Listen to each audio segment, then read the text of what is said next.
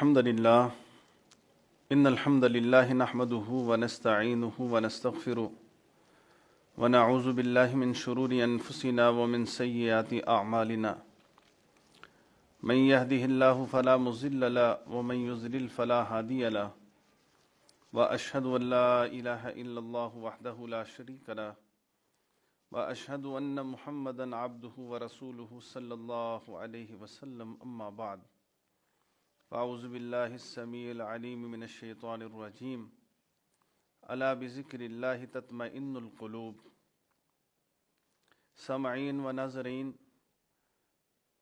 اللہ رب العزت نے انسان کو بے شمار نعمتوں سے اور اپنے احسانات سے نوازا ہے۔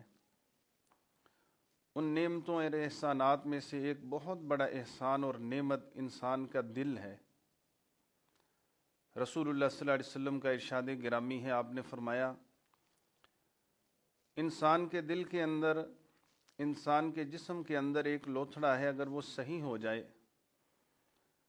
تو فرمایا انسان صحیح ہو جاتا ہے، اور اگر وہ خون کا لوتھڑا اس میں خرابی آ جائے تو وہ انسان میں خرابی آ جاتی ہے۔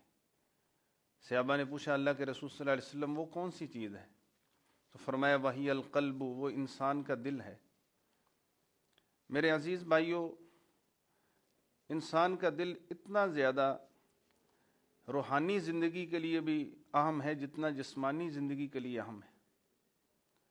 جس طرح دل دھڑکے تو زندگی ہے، اور اگر دل بند ہو جائے تو انسان مر جاتا ہے اور ختم ہو جاتا ہے۔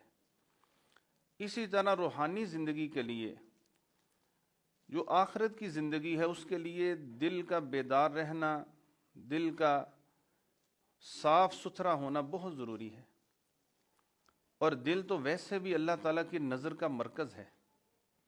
اللہ تعالیٰ تو انسانوں کے جسموں کی طرف نہیں دیکھتے۔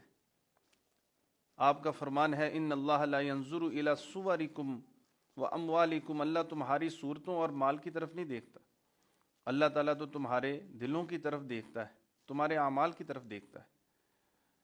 تو یہ تو اللہ کی نظر کا مرکز ہے۔ جہاں اللہ کی نظر پڑنی ہے، وہ دل اگر گناہوں کی میل سے سیاہ ہو چکا ہے تو بتائیں پھر اللہ تعالیٰ کے ہاں انسان کی مقبولیت کیسے ہو سکتی؟ سامعین اکرام و ناظرین، دل اتنی اہمیت رکھتا ہے کہ انسان کے پاس سب سے قیمتی چیز ایمان ہے۔ جس طرح آپ سنارے کے پاس جائیں تو وہ جس وقت خوبصورت زیور بناتا ہے تو پھر اس قیمتی چیز کو ایک خوبصورت ڈبیا کے اندر رکھتا ہے، خوبصورت ڈبی کے اندر رکھتا ہے۔ اسی طرح ایمان سب سے قیمتی چیز ہے، اللہ تعالیٰ نے اس کو قیمتی جگہ پہ رکھا ہے، اور وہ قیمتی جگہ انسان کا دل ہے۔ قرآن میں اللہ فرماتے ہیں وَزَيَّنَهُ فِي قُلُوبِكُمْ، اور ہم نے اس ایمان کو تمہارے دلوں کے اندر مزین کر دیا، خوبصورت بنا کے رکھ دیا۔ میرے عزیز بھائیوں اور ناظرین اور سامعین، دل چار چیزوں کی وجہ سے میلا ہو جاتا ہے، اور جس وقت دل میلا ہوتا ہے تو انسان کی ساری زندگی دنیا اور آخرت کی تباہ ہو جاتی۔ سموم القلب اربع، چار چیزیں دل کو خراب کر دیتی ہیں اور دل کو میلا کر دیتی ہیں، اور اس سے نور کو، روشنی کو جو ہے وہ اندھیروں میں اور ظلمت میں بدل دیتی۔ اور وہ چار چیزیں میں آپ کے سامنے رکھ دیتا ہوں۔ پہلی چیز ہے فضول النظر، کہ انسان نظر کی حفاظت نہ کرے۔ یہ نظر دل کے اوپر اثر رکھتی ہے۔ جس چیز کو آپ دیکھ لیتے ہیں، جس وقت آپ الگ ہوں گے، اکیلے بیٹھیں گے، وہ چیز آپ کو بار بار ذہن میں آئے گی۔ وہ نقش جو آپ نے اپنی آنکھوں سے دیکھا ہے، وہ بار بار آپ اس کو دیکھیں گے اور اس کو یاد کریں گے، اور پھر انسان گناہوں کی طرف چلا جاتا ہے۔ اس لیے نظر کی حفاظت ضروری ہے۔ آپ صلی اللہ علیہ وسلم نے حضرت علی رضی اللہ تعالیٰ عنہ کو فرمایا کہ جس وقت کسی عورت کے اوپر اچانک نظر پڑ جائے جو غیر عورت ہے، تو فرمایا اسرف بصرک، اسی وقت نظر کو پھیر لے، فإن لک الأولیٰ ولیست لک الآخرہ، پہلی تمہیں معاف ہے اور دوسری تمہیں معاف نہیں کی جائے گی۔ اور سامعین، جو دوسری چیز دل کو خراب کرتی ہے وہ فضول الکلام ہے، کہ انسان اپنی زبان کی حفاظت نہ کرے۔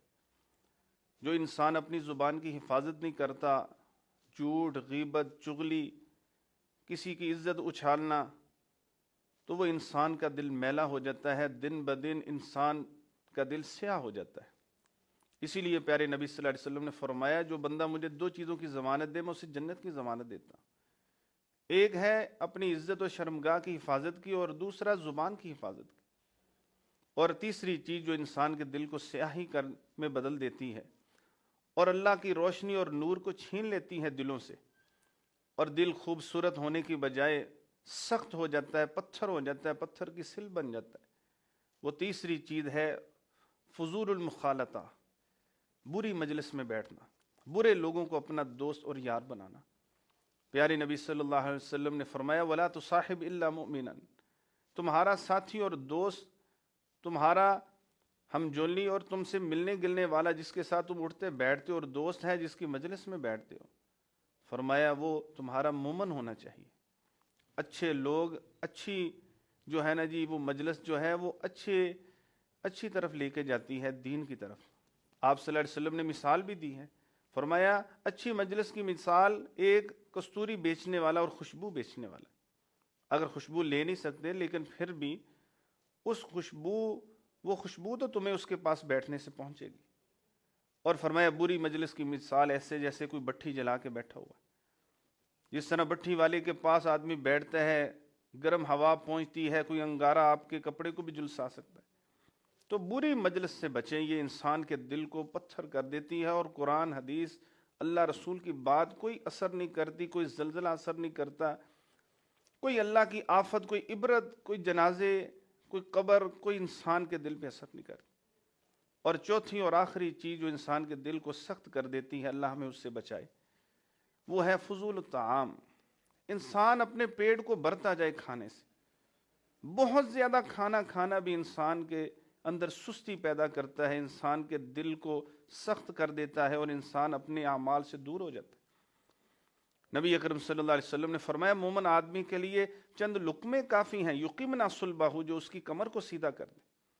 آپ صلی اللہ علیہ وسلم نے فرمایا بڑی چاہت ہو گئی ہے تمہارا کھانا کھانے کی، تو تم اتنا کر سکتے ہو کہ ایک پیٹ کا حصہ جو ہے وہ کھانا، اور ایک حصہ جو ہے وہ پانی کا، اور ایک حصہ سانس کا، یعنی پیٹ کے 3 حصے کر لو۔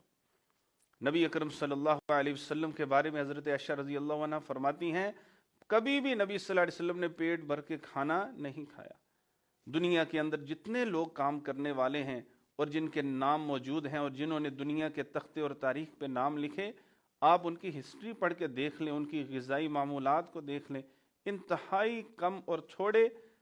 اللہ تعالی ہم سب کو ان چاروں برائیوں سے بچائے، اور اللہ رب العزت ہمارے دلوں کو نور سے بھر دے، ایمان سے بھر دے اور روشن کر دے، اور گناہوں کی سیاہی سے بچائے۔ آمین وآخر دعوانا الحمدللہ۔